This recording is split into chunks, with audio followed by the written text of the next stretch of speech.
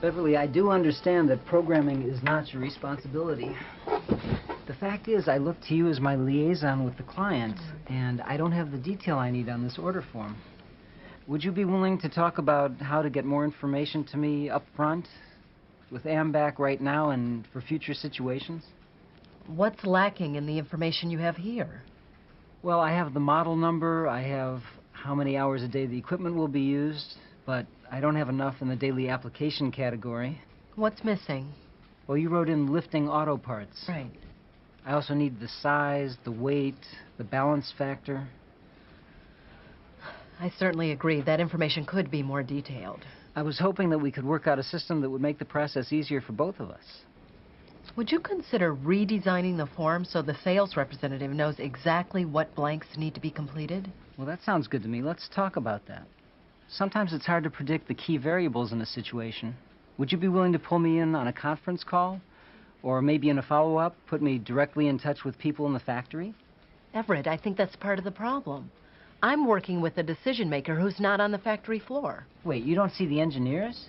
Sometimes I do, sometimes I don't. But I can see that somehow we have to make that connection. Oh, absolutely.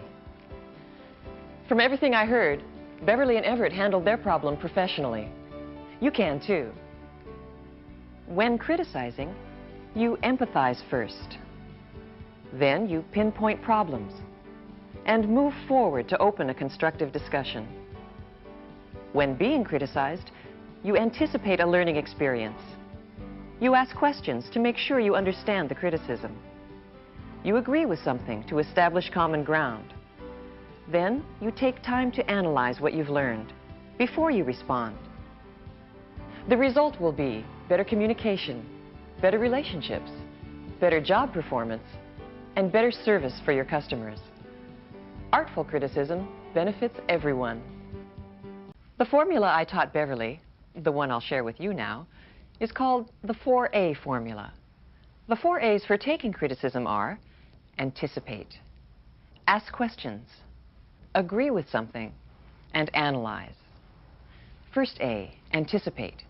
You anticipate criticism by asking yourself a question. What can I learn from this criticism? Then, whenever you feel yourself growing defensive or getting angry, you repeat the question. What can I learn?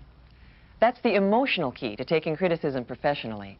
It turns criticism into an opportunity to learn. Sometimes you can go a step further and ask for criticism. How could I have done this better? What should I do differently next time?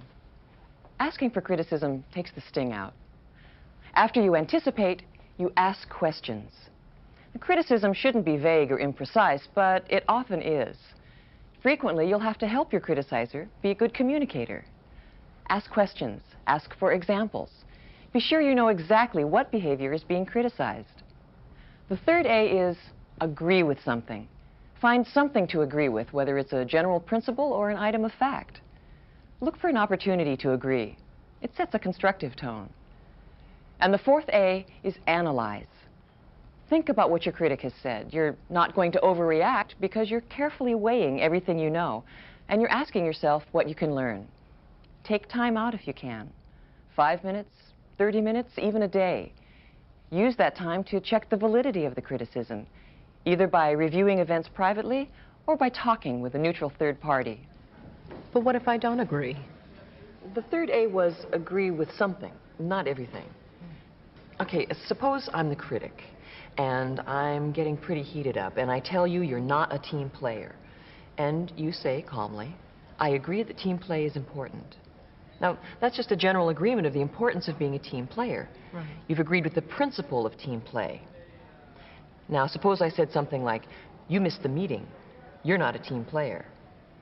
Now, if it's true that you missed the meeting, you could just say so. You're right. I wasn't at the meeting. Now, notice you didn't say, I agree, but you just agreed. Okay. So, when do we get to the fifth A? Argue. I know you have a strong communication style, Beverly, and you should be true to yourself. Keep your head high, your voice strong, maintain eye contact. The overall impression is, I'm facing the feedback and not backing down. I want to understand the criticism before I decide what I think about it. Right. And that's just fine. And yes, you can argue, but it doesn't have to be nasty arguing. The attitude you want is you and me against the problem. Remember, you're both working on the same side here.